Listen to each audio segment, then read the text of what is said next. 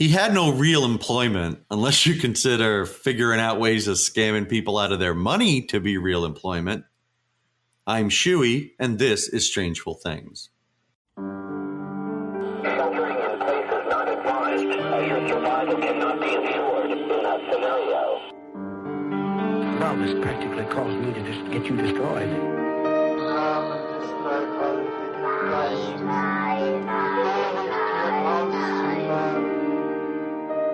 Unsolved, unresolved, and super complicated.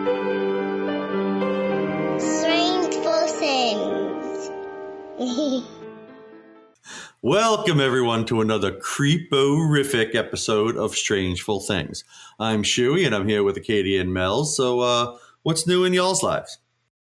Well, you saying y'all, that's new. Yeah, I'm preparing for moving south. Yeah, you're getting all southern. That's great. Now we're just going to be... We're going to fucking change the name of the show to Three Hicks and a Crick.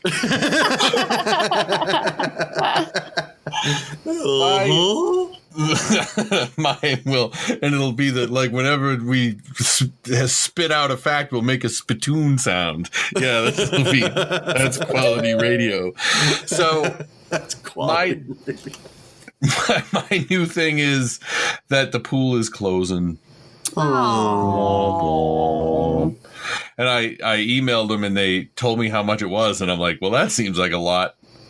And then I remembered how much I had to spend this year to make it not green anymore. So I went, all right, well, with hindsight, I guess that is worth it. So no more swimming. But I'm going to go this weekend, go swimming, even though the water is only 65 degrees. Oh, man. 65 degrees? Yep. That's cold. That's brisk, baby. Yeah, That is brisk. I've been in a pool that cold, like when I open in the pool and you have to get in it and do stuff, and that is just not pleasant. That is bad. But that's my new. Oh, and I watched Murder at White House Farm on HBO Max, and everybody should watch it. All right. I added it to my list of things to watch. Nice.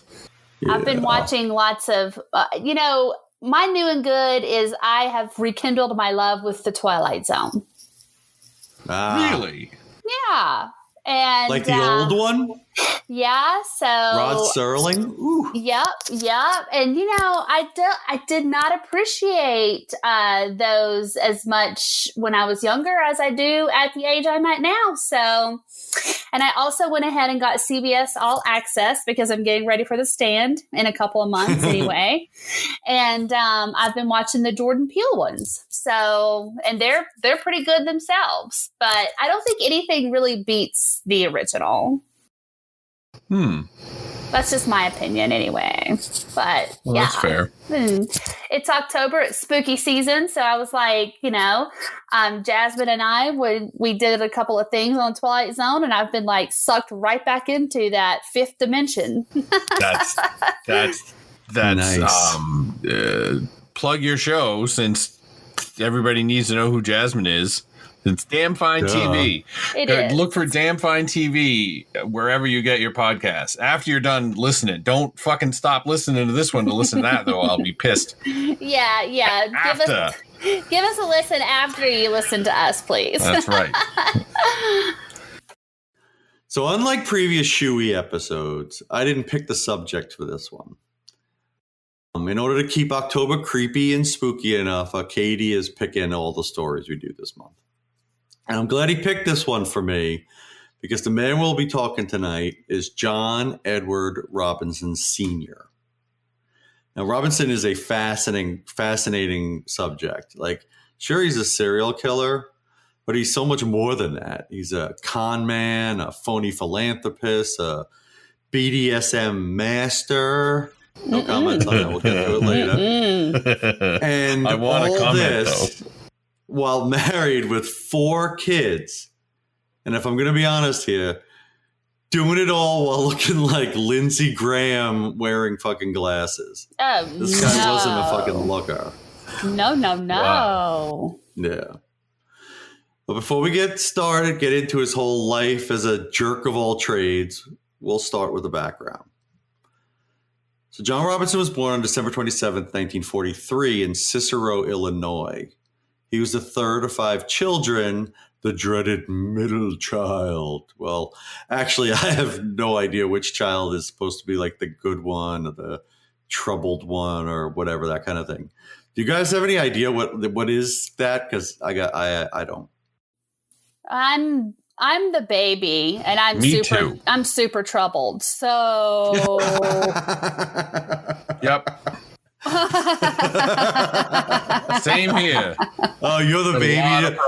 Yeah, I'm the eldest, and I'm troubled. So that theory then doesn't hold up. No. I think no matter where you are, you're troubled. Yeah, there you go. Doesn't matter your birth order. Yeah, no, right? The only thing I know about middle child is from Brady Bunch, and that was a Peter Jan thing. Sure, Jan. Yeah. Poor Jan. Marsha. Exactly. Marsha. Oh, Right, my so he grew up nose. Oh, man. Take it back to the good old days. Oh, that stuff is so bad. Yeah. All right. So he grew up in a working class, aka poor neighborhood. His father, like so many fathers, was a drunk. His mother is described as a disciplinarian. So I'm guessing he developed his smooth talking ways as a way to talk himself out of spankings. You know, for younger listeners, spanking is something parents used to do when they couldn't figure out what else to do to punish their kids. There were no timeouts or whatever parents do now. Mells, what do parents do now? Oh, God. I mean, I don't even know how to begin with this. I mean, we try to take a visible child approach, which is where we try to, go upstream, and we try to empathize, and we try to use our words, and things like that. But I mean, sometimes that could only go so far before you're like, just go to the room, get out of my sight. I cannot deal with it anymore. Yeah, I don't think spanking will ever go away. Yeah. Oh no, there'll always be a portion of society that thinks spanking's right. My father did it, and I'm fine. Yeah, well, that's very aggressive and also true. Very true, though, especially if you're from the South. Yeah, but everybody specifically says that they are what they are because of or in spite of their parents. Well, my parents were shitty, but I'm still fine. Or my parents were awesome, and I'm still like. So I don't know. I still think kids get whacked in the ass. So the odds are no matter what. So like one generation's good, then the next one's shitty, then the next one's good. So you'll always have something like that. Good and bad. Yeah, some's going to get whacked on the ass, and they'll live. Well, and I say this not having any kids. I don't care. Right. Well, I had a therapist one time that told me that sometimes a pop is necessary if you have to get across a message that something is not safe, like, running out into traffic, or something along those lines, like a pop. But a pop is different than, getting your ass beat. You know what I'm saying? Right. Oh, I used to get the wooden spoon or the yardstick or the baseball bat or the cat of nine tails. The baseball bat. Run me over with the mace. The mace. Oh, no. So a bunch of D&D weapons. I did not hear you say a switch, which is what I got quite frequently. Yeah. Because there's no trees in New York. That's why. Oh, man. No trees with thorns, at least. Man, no. That was the worst. What are you, Jesus? No, a shillelagh? I mean, all my nanny had to do was literally say, get a switch, or I'm getting a switch. And I'm telling you what, my ass was like tighter than like a frog's ass in water, man. I'm telling you that right now, okay? I knew what was coming, and it was not good. Ooh. So I bet since this guy was born in 1943, Yeah. that he's going to fit right into the new theory that's coming out. That I guess it's not super new, but they're getting more evidence for it.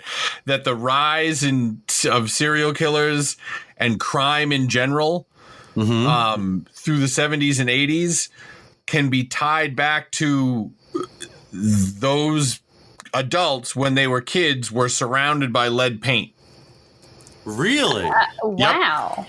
And that things tailed off in the 90s crime-wise and serial killer-wise. Because honestly, when's the last time you heard of a serial killer after Jeffrey Dahmer? Well, you had the Long Island. Wasn't there someone on Long Island? Yeah, but he hadn't got caught yet, so we don't know how old he is. Oh, that's true. So that's true. The thought process is that the kids ate so much lead when they were kids that it fucked up their heads. It fucked up their brains and their impulse control and shit like that. And that's why there was this big giant wave. And in the late 60s, early 70s is when, they took lead out of gas. Because lead was just in the fucking air. Yeah. And they made lead paint illegal and that kind of stuff. And that's why it tapered off. It's pretty fascinating. That is fascinating. But you know what's more fascinating? What? It's fascinating that Robinson was remembered for his quiet, studious nature and his endearing smile. Aww. And based on a photo of him as an adult, I'm going to say he looked like Spanky from The Little Rascals as a kid. So again, I have to help out young listeners. Spanky was a character from the Our Gang or Little Rascal movie shorts from the 1930s. If you're a millennial or younger, don't watch them because you'll just be offended by everything. And probably rightly so. And we should point out that Shooey watched those 1930s things in the theater. Oh, shut up. I'm not that old, man. So it said that Robinson legitimately loved animals, not for killing them like other blossoming serial killers so often have, but he just actually loved them for cuddling. And when he was 13, he became an Eagle Scout. Of course he did. Exactly. He even got to take a trip to London, England to perform with a scout troop in front of Queen Elizabeth II at the Palladium. And when he was backstage there, he bumped into Judy Garland, and he was able to talk her into giving him a kiss on the cheek. Now, this guy was a total player even then. Wow. Somewhere over the rainbow, huh? Yeah, right? Well, she was probably about as tall as like a 13-year-old kid, right? Yeah. After graduating high school, he went to school to be an X-ray technician. Do you think that he was probably watching like late night TV when he got the idea? Like, do you want to be a TV repairman, X-ray technician, or big rig driver? Shooey University, formerly on the grounds of Trump University. Yeah, yes, exactly. Where they just whiz by the number of things that you can be. Yes, exactly. Really fast. The scroll is very fast on those. They do them all. Yeah, exactly. Dental hygienist, not airline pilot. VCR repair. Is that still a thing? Well, I think anybody that has a VCR right now, if it was broken, you would need a repairman stat because you're not buying a new one. Yeah. I looked to try to convert some of my old stuff, like the VHS-Cs I have from like the 90s. Right. You can get one for like $500. Yeah. A VCR? Yeah. Good Lord. Yeah, it's crazy. So Robinson wasn't able to con his way into a degree, but as we'll see in a moment, that wouldn't stop him. In 1964, Robinson married Nancy Jo Lynch. They would remain married for 38 years, and she never had any idea of anything he was doing. Wow, married 38 years. Hey, wait, somebody on this show just had some big anniversary this week. Anyone? Yeah, what are you trying to say, that I'm a serial killer? Maybe. Very subtly. No, that would never. I'd never be able to be a serial killer because I'm never alone for that long.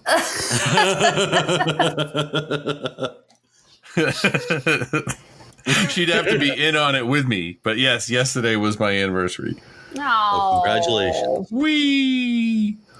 Woohoo. So, in 1965, Robinson cons his way into a position as an X-ray technician at a children's hospital with a phony resume and doctor diploma. He hangs the fake diplomas and certificates all over his walls like he has a bunch of awards. But unfortunately for Robinson, he didn't stay in school long enough to actually learn how to do the job. Of course not. Yeah. So, like, remembering back, his former colleagues said that they suspected he was either a fake, ta-da, or one of the most incompetent technicians to ever practice the craft. Right, because he didn't run into the other room. He always wanted to be in the X-ray, so he'd stick his head under the thing next to the kid's broken leg. I want to hold it really tight, making a funny face. I love it. So he stole from the hospital. Oh, don't love mostly that. like small shit. And eventually his management figured out that he was a complete incompetent, so they let him go. And it was right around this time that Nancy had given birth to their first child. So it was shitty timing for everything. Yeah, that's a problem. Yeah. But he recovers and in 1969 gets a job in the office of Dr. Wallace Graham. Do you know who he was? Of course you don't. Nobody would. But it is kind of interesting. He was President Harry Truman's personal doctor. And as Truman had less than 3 years to live at this time, Wallace was probably busy with his hands full with the former president. And that's why he didn't notice that Robinson was embezzling money from the practice. Wow. He ended up stealing about 33 grand, which in 2020 money is like $37 million or something like that. Jeez. That can't be right, is it? That was the website I saw, but maybe you go to a different one. He got caught because he was greedy. He took so much money from their account that they didn't have anything left to give Christmas bonuses. No. Yeah. See, I said Christmas bonus, not holiday bonus, because this was before the deep state's war on Christmas. He was convicted, Exactly. but since it was his first known offense, he only got like 3 years probation. He would end up spending the next 20 years either in prison or on probation. Jesus. And during that time, he would kill at least 8 women. My biological father was a probation officer. He's not the one who had passed a while ago. He's retired and living in Florida. But he would talk about people fucking up their parole. And here's a guy that's a model parolee or probationer or whatever you want to call him. And he kills 8 women while under their supervision. Well, I mean, to be fair, they're not probably looking for that. They're like checking to make sure it is, hey, you got any extra money on you that you embezzled from your new job? Yeah. Not, do you have some woman's head in your Converse book bag? Oh, God. Yeah, do you have your honest wage here, not anything more than that?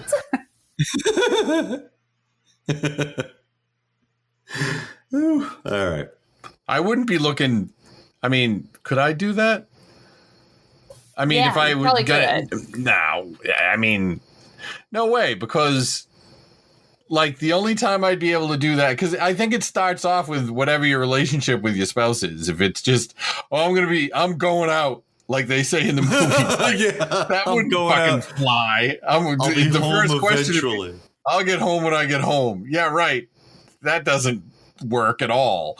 So I'd have to be like, oh, I'm going to the store, and then go kill somebody, still go to the store Of course, you have to bring something home. You have and to come bring back home with the milk. stuff. Yeah. Then be asked if I got something that wasn't on the list, and then get an unsatisfied sigh when I tell him that I didn't because it wasn't on the list. No, but I No, have I this would to do it. Did I mention it was my anniversary? I would just walk in and she'd be like, "Where were you?" "Oh, I was killing somebody." Yeah, that's true. Like that's just what Yeah, come she'd be out. like, "Yeah, right, sure." Like you've got that much ambition. Exactly. I can't get you to vacuum. There's no way you're killing somebody. Get out of here with that shit. And go do the dishes. Yeah. He's always doing a con. He's always stealing from someone. That's a quote from Steve Hames, Robinson's probation officer. Now, we're still not close to getting into the killing stuff. Sorry. We will get there. But I just found his history too fascinating, so you're going to have to deal with it. Now, he was caught and convicted 4 times between 1969 and 1991 for embezzlement and theft. But because he moved around jurisdictionally, nothing ever got connected. I mean, this isn't today with like high-speed internet and big data and the cloud. Everything was just on paper. You just sounded like such an old man. I know. Big data in your clouds. Everyth's in the sky. Everything's out. I look up and there's the cloud. You're a jerk. All right, sorry. So, and you're older than me, so. So, hot. Here's a rundown of some of Robinson's greatest nonviolent hits. He was barred for life for working in the securities industry by the SEC, the Security Exchange Commission, not Southeastern Conference. Roll Tide. Sorry. Sorry. Oh. Roll Tide, roll. You know it.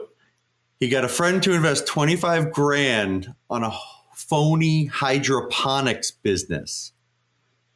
And I know I'm going to end up saying phony a lot, but you're going to have to fucking deal with it.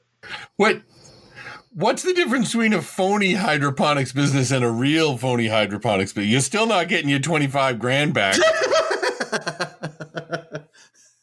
It's like libertarians. Like when you go, well, point out the best libertarian society so that we can emulate it. Well, there hasn't been one, but still. Yeah.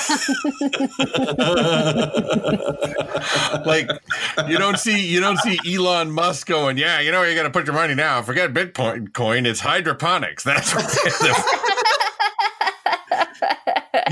Have you ever gone to Epcot? You get to go. There's a tour there where you get to see how they grow vegetables hydroponically at Disney. Yeah, it only takes 10 times the electricity.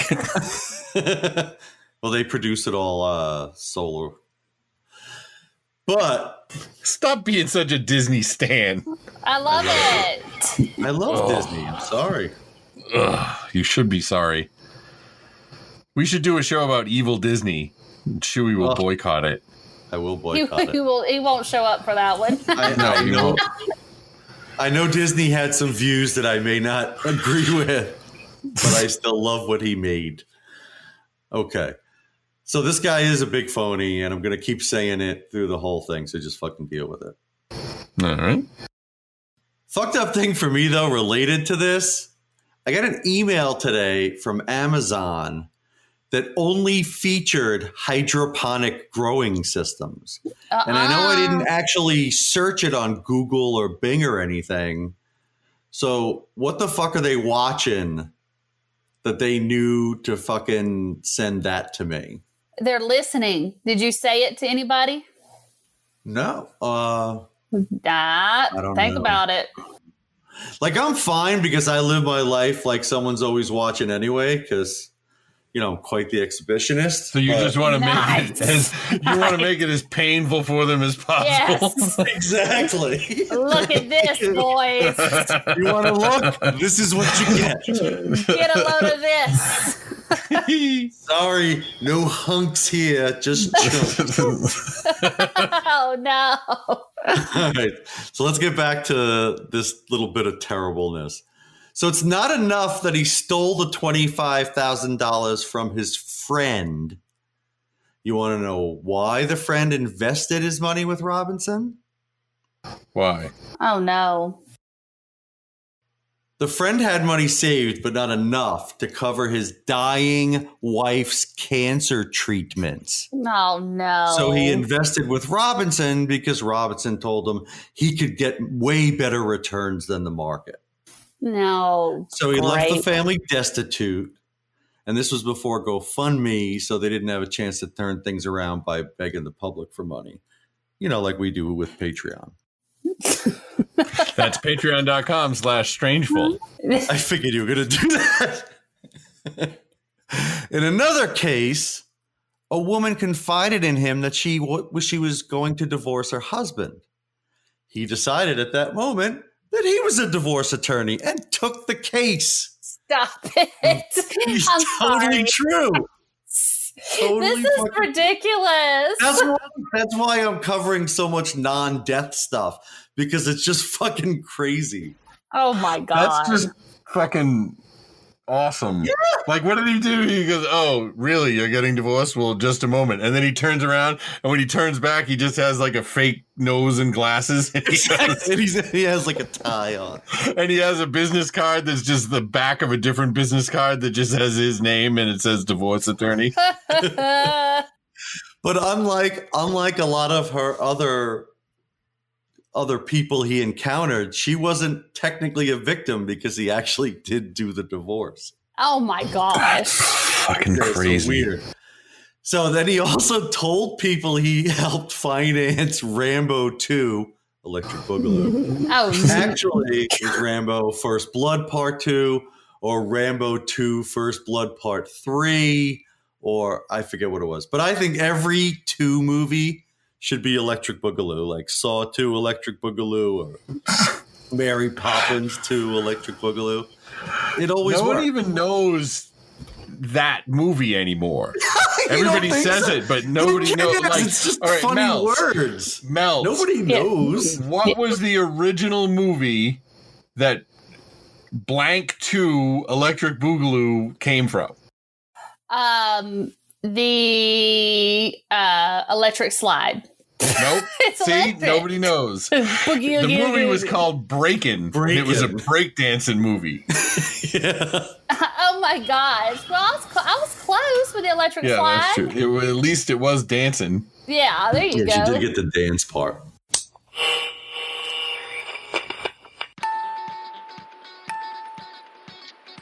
Welcome to the Creepin' It Real show. Okay. Well, after all of those shenanigans, This is after gone all off of those the rails. shenanigans, it totally has. But after all those shenanigans happened, Your one-stop shop for weird news, spooky, otherworldly, and paranormal shenanigans. After he returned home, I heard about this. Taylor immediately murdered his wife by ripping out her eyes and tongue, then tearing off most of the skin from her face, finally strangling their pet poodle. Police found Taylor standing in the street naked and covered in blood, shouting, "It is the blood of Satan." We'll take a dive into what's going on in creepy pop culture. Backing up a little kind of got to me. I don't know if y'all seen Cabin Fever. That one's so good. Yeah. And they have all the rashes, on their skin. And at some point, the guy goes and puts Listerine on his dick after he bangs a girl that has, like... I was just like, put some Listerine on it. It'll be fine. Find the Creepin' It Real show on your favorite podcast playing app. See ya on the flip side.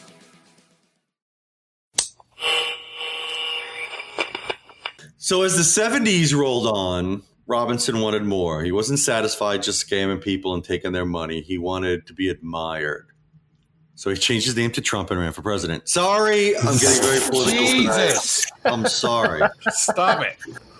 That was not up to the classy standards of this show, and it's That's not fair to right. Robinson. He only killed 8 people. Oh. Wear a fucking mask. Come on.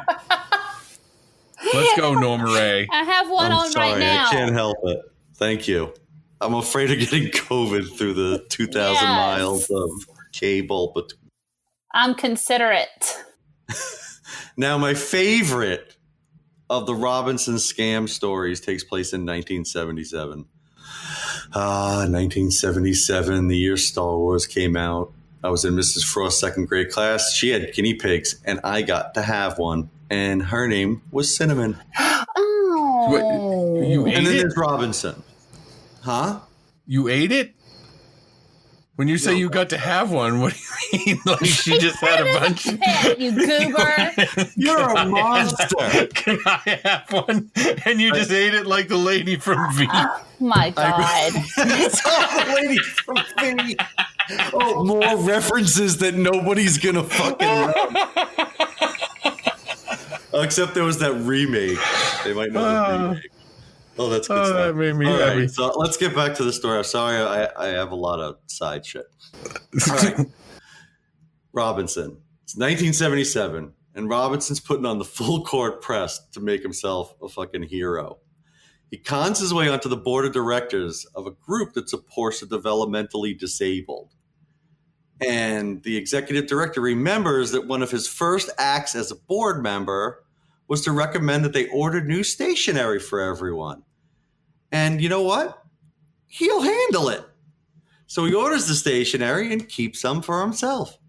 He then mails letters from the executive director of the foundation to the mayor, and from the mayor to other civic leaders, inviting them to a Man of the Year luncheon. Well, wait a minute. How did he send it from the mayor? What did his letter to the mayor say? Send me some of your letterhead? The mayor was probably part of the board. The mayor was part of the board. Right, so the big day comes, and wouldn't you know it, Robinson wins Man of the Year. There he is in front of the mayor of Kansas City, a state senator, a whole bunch of other city leaders, his proud family, the press, the Man of the Year. Most people there were like, who the fuck is this guy? Do you know who this guy reminds me of? Who? So far? And I can't remember his real name, but the movie Catch Me If You Can. Oh, yeah. Leonardo DiCaprio. Frank something, I think, was his name. Yeah. But that is what this guy reminds me of. Just like conning people out of shit and pretending to be, because he pretended to be a doctor, he pretended to be a lawyer, he pretended to be an airline pilot. I mean... Hey, don't forget, he was elected Man of the Year, so there must be something to him. Oh, my God. Gotta be something good. Well, unfortunately for him, the glory didn't last very long, as some of the folks whose names he had forged on the letters read about the event in the paper. Oh, no. So he was exposed, and his family went from proud to pariah. But how? There's so many details. Like, who paid for the catering for the Man of the Year? He paid for everything. He threw the entire party. He did everything. I gotta say, I'm kind of rooting for him so far. He bought the plaque. He did the whole thing. He bought himself a plaque and gave himself an award, and all he did was invite some fancy people to come along with it. I mean, maybe he implied that they voted for him, but technically, I mean, it's just kind of like a birthday party, but he just got himself a present, and there wasn't a cake. But while his family was left reeling, the kids are getting picked on at school now. His wife wouldn't leave the house.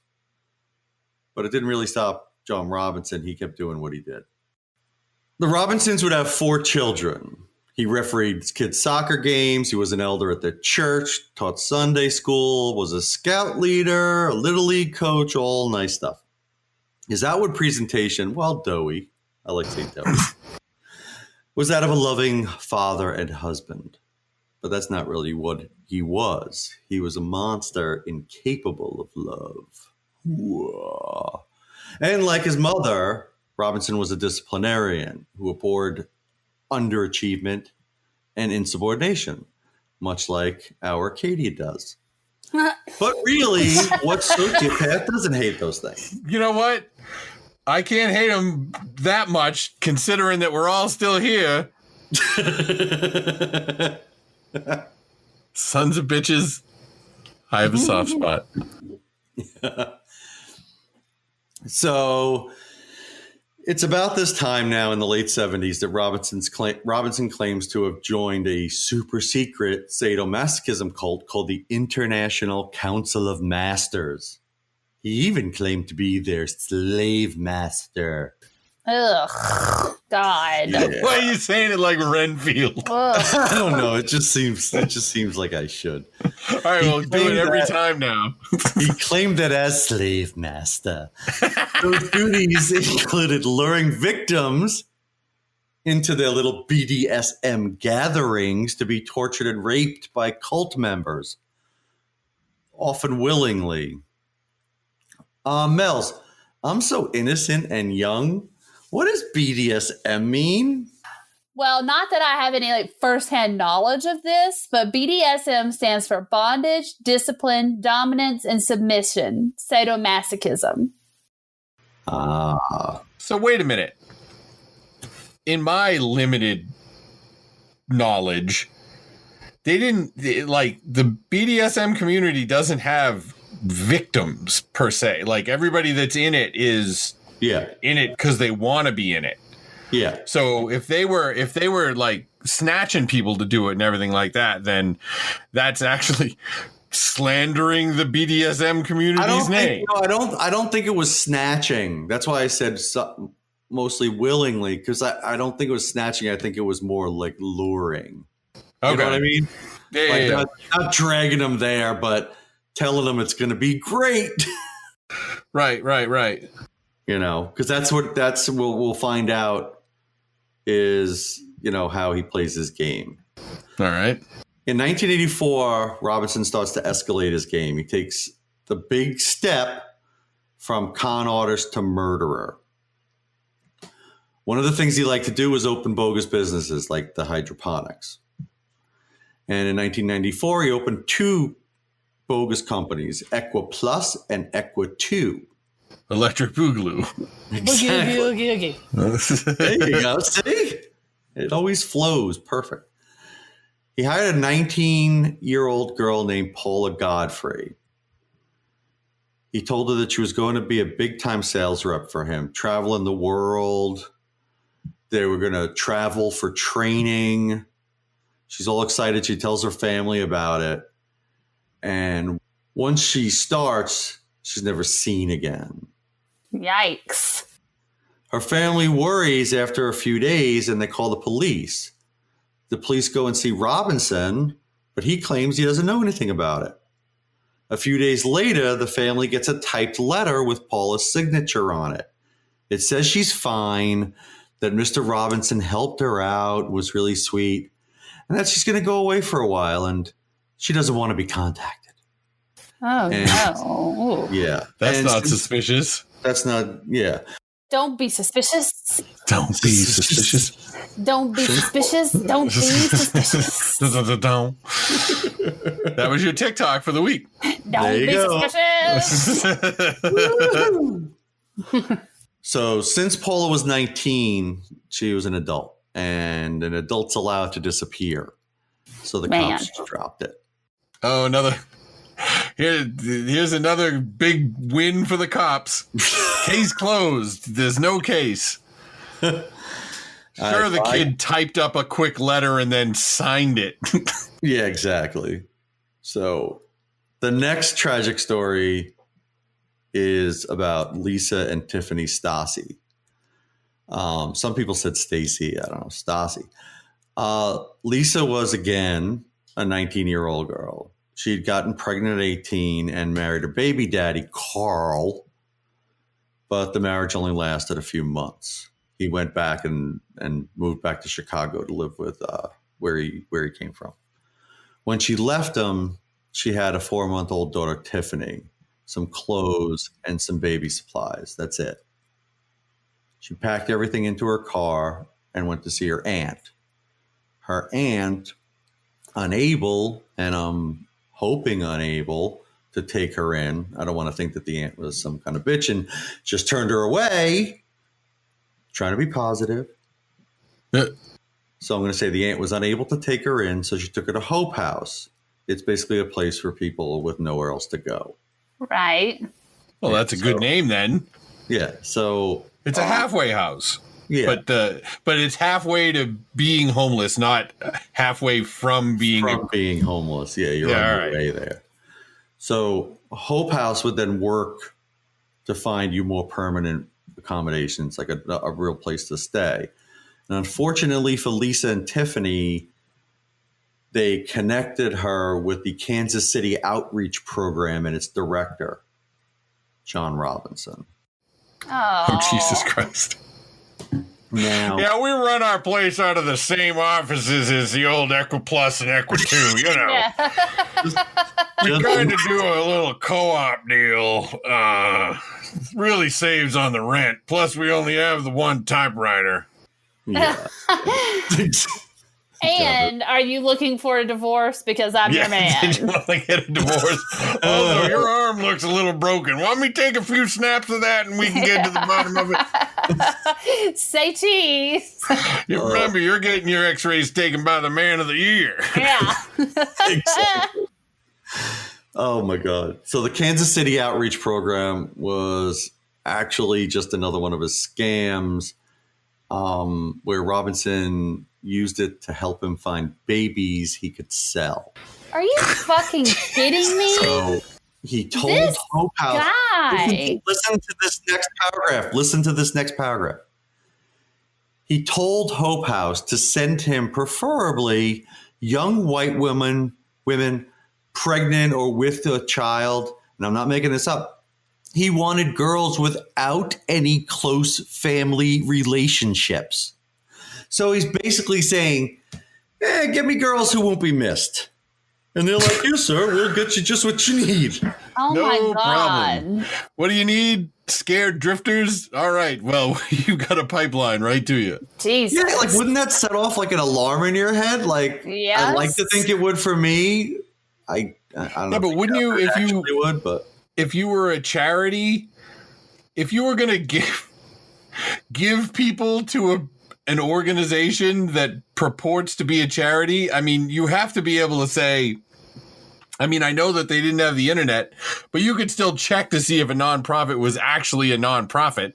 Well, I'm sure he did something for somebody. Like, you can't get to be a 501(c)(3) by scamming. I mean, maybe you could back then. I don't think he was worried about that kind of stuff. I think he was more. Well, I mean, I guess if your end game is send me your babies so that I can. How are you going to sell a baby without a website? Well, he was way ahead of his time. See, he was. All right. So the outreach program, meaning Robinson, puts Lisa and Tiffany up in a crappy roadway inn in the lovely Overland, Kansas. While there, Lisa freaks out and decides she wants no part of any of this. So she leaves and she goes to see a friend. She shows up with the friend. She's all upset, but over time, the friend's able to calm her down. Robinson shows up at the friend's house, and there's a blizzard going on at this point. And Robinson's like, we got to leave now. So she just fucking goes with him and gets in his car, and they leave, leaving behind her car, clothes, baby food, and supplies. You know, all the things Lisa and Tiffany would need if they were going to live. So they go back to the roadway where Lisa calls her mother-in-law crying. She says they were telling her bad stuff about her and that she would lose the baby if she didn't do what they said. She said they had her sign 4 blank sheets of paper, but didn't say why. Oh, no. That's just standard requisition forms. It's all a formality. Don't you worry about it. You stay here in this flea-bitten hotel with no baby food. Exactly. That's not even the worst. So the last thing she hears is, here they come now. And then Lisa hangs up and she's never really heard from again. Who's they, though? I don't know. That's the other thing. She says they, but there's no known person that ever worked with Robinson. So I don't know why. Like maybe the other person thought this was like a legit thing that he was helping. Like, I don't know. That's crazy. Yeah, it's fucking weird as shit. Now, the next day, the in-laws call the hotel. I don't know why they waited till the next day, but they did. They were told that Lisa had checked out and that the bill was paid for by a local company, Equi2. Ugh. Dun, dun, dun. Oh, So Lisa's Lord. brother-in-law checks out the place and they just kick him the fuck out. It's like, get the fuck out of here. It's like when like one of those those consumer reporters shows up at like the scummy body shop or something. Get out of here, get the camera. So they kick him out and he doesn't find anything out. Then they get a call from a priest, a Father Martin from a local mission. He's seen Lisa and Tiffany and they're fine. But they're leaving town with some guy named Bill. The family calls the mission and are told, guess what? What do you think they were told? Of course they were told there's no fucking Father Martin at the mission. That's when they go to the police and file a missing persons report. The police start looking at Lisa's immediate family and work out from there. They start with the ex, but like I said, he's been in Chicago for some time. They interview Robinson. He told them that she and Bill had come to see him since he had offered her the position at the outreach and thanked them for the offer, but he had to decline it. Oh my God. His office. He's just sitting in a fucking storage unit with like in a lawn chair behind a folding table. Yes, this is Equi2. Can I help you? He's like he's got a phone that's not connected to anything. He just picks it up and starts talking. Exactly. So they couldn't, she thanks him and can't take the offer because they're leaving the city and starting a new life together. Oh. And the police initially thought Bill was real. Like, would you buy that a 19-year-old girl just goes off with some guy she had never heard of or seen? Well, she went with Robinson. Yeah, I guess there is. Yeah. Well, the problem with this case, like with Paula, was there's no hard evidence of a crime, and Lisa was an adult. But then the letters begin to arrive. Lisa's mother-in-law gets them, and the battered women's shelter Lisa had stayed in Kansas City got letters. The letters were typed, which baffled Lisa's family because Lisa didn't know how to type. What? So why would you type letters to your family if you don't even know how to type? When you obviously had a pen, or you wouldn't have been able to sign your fucking signature. Yeah, that's true. Obviously you wouldn't. Right. So yeah, but didn't they put two and two together when she said that she was told that she had to sign blank pieces of paper? I don't understand why that connection was not made either.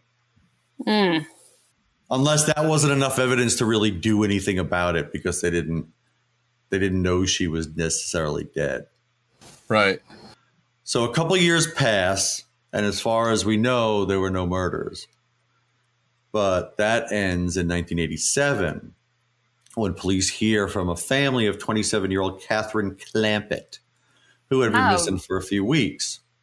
Supposedly, she took a job with a man named John Dawson as an executive secretary. But pretty much right after starting, she disappeared. Again, the family gets some typed letters that don't sound like her, signed, and all that other shit. So Catherine's stepbrother calls her office and asks for John Dawson. And he's told that no such person works here. He goes Save for Andalay Industries. He goes through Catherine's stuff and finds a receipt for a hotel. The room had been paid for by someone named John Robinson. Oh my gosh. I mean, come on. I know. Then he goes down to the Equi2 office. I just can't. Now that Acadia's mentioned a storage unit. Buy, sell.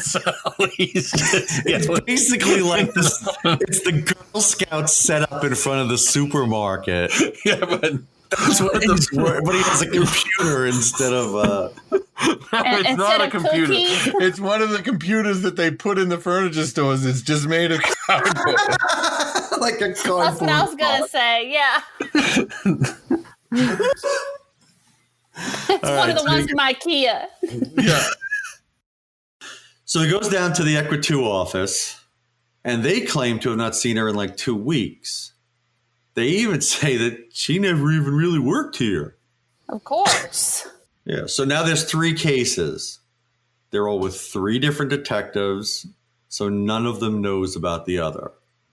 Remember, just like I described computers and stuff olden times, we're still in olden times when everything was paper. So unless they happen to bump into each other at the donut shop and start talking cases, they would be completely oblivious to each other.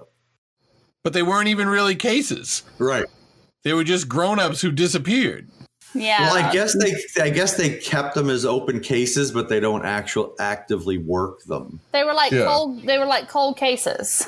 Yeah. Right? Yeah. Yeah. So we're going to stop there for this episode. There's plenty more John Robinson coming next week. So we got that to look forward to. Meanwhile, I figure I don't need to get a job now because I'm just going to open Equith 3 and just start. And what do you do, sir? Business. I do business. Yes. Business. Manila envelope. Business man. Can I please have $3,200? I will. Because apparently it's just that easy. Also, can I get a bunch of 19-year-old girls to just get in my van? Like, I don't understand any of how this works. That's another thing with this guy. Like, he was doing this with his BDSM club and everything. Like, he was doing this shit, like, as part of just his personal life without hurting. Well, I guess not hurting in a bad way, people. But, yeah, so it's this, and there's so much more. There's so much more. And the bombshell at the end. Ooh. There's a bombshell, Mells. Bombshell. That was my Nancy Grace for you. So we got that to look forward to. So thanks for listening. And if you want to contact us, you can reach me at Shooey-time on both Instagram and Twitter. You can get Acadia at Acadia on Twitter and at Acadia Einstein on Instagram. Mells is Mells Bells 84 on Twitter and at Superficial Mells on Instagram.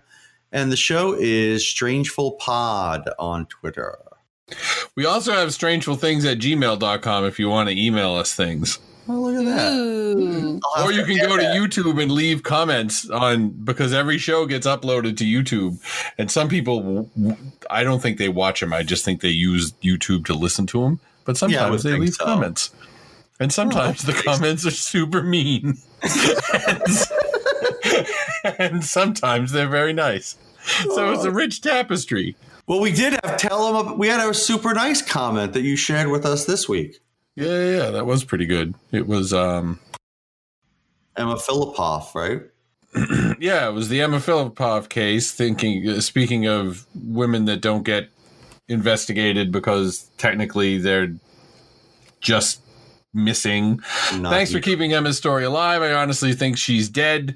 Her accounts have never been used. It's rough terrain, Vancouver Island, lots of mountain lions. One of the biggest population is the island. Yeah, I can't read the rest of this because it's just one long sentence. But this guy says it's walkable. I've walked it in the winter. Never seen a lion, but they are around. Lots of them. So this guy is very lion-centric in his comment. Yeah, but he didn't tell us we were idiots. Which was nice. Yeah, that's why it's worth sharing, because it was. I'm counting it as a win. Or tell us that they used it for their final paper and got an F. Exactly. You guys had all the facts wrong. No, we get the facts right. We just don't good research. Just sometimes you're doing research and you get a lot of conflicting stuff, and you have to. I go with, well, I did 5 sources and 3 say this and 2 say this, so I'm going to go with the 3. Plus, we're reading websites that were made well before anybody thought of using mobile devices. So basically, we're looking at a fucking 3-inch strip of 8-point text all mushed together in the middle of the screen. Oh, well, on that topic, if you would like to rate and review us, you can do so on the podcast platform that you listen. Or, like Acadia said, you could go onto YouTube and just make it nice. Just make it nice. Make it nice. Yeah, nice. And if you really, really want us to do even better research, you can go to patreon.com/strangeful.